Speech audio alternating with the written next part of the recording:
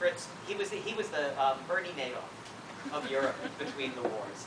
He had taken all the money from the investment bank and spent it on art. They'd caught him. He'd agreed to stop buying art. He gave the bank all the art. And then he kept buying art. And he broke the bank. It went bankrupt the day after he died. It was declared insolvent.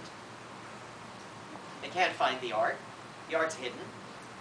And Jane goes to the south of France, a couple steps ahead of the Nazis who were invading France.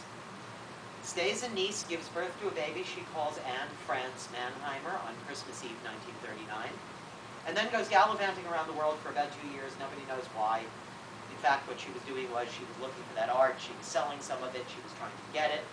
She comes back. She collects her daughter. 7 days after Pearl Harbor, she sails on a boat into New York Harbor, where she is held overnight as an alien for special inquiry. There are no documents about this 24-hour period in the files of the Department of Homeland Security, or if they do exist, even a Freedom of Information Act request couldn't get them. Remember, all this is known.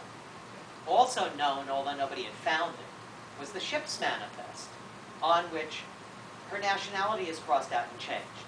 Her daughter's nationality is crossed out and changed.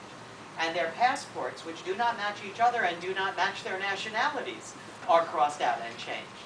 Their destination in New York is crossed out and changed. How long they intend to stay is crossed out and changed. A day later, they're released to New York, and they never leave.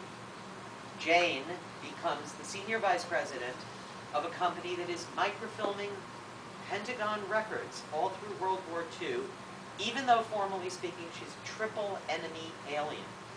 She is French, German, and Dutch.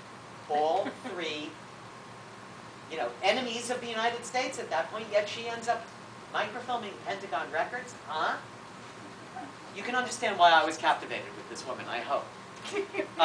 And so I decided, oh, wait, there was this one other thing. She marries the second guy a couple years later. His name is Charlie Engelhart. Anybody know who Charlie Engelhart is? The Platinum King.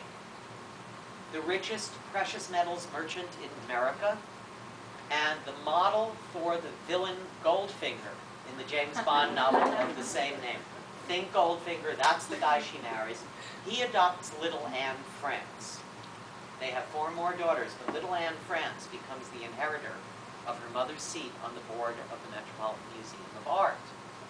Anne France Mannheimer becomes Annette Engelhart, becomes Annette Reed, marrying Sam Reed, the child of Joseph Werner and Carmelia Reed, the founders of Hope Sound, and is today Annette de la Renta, the vice chairman of the Metropolitan Museum of Art. Bingo! I had my last chapter, and I had women to head.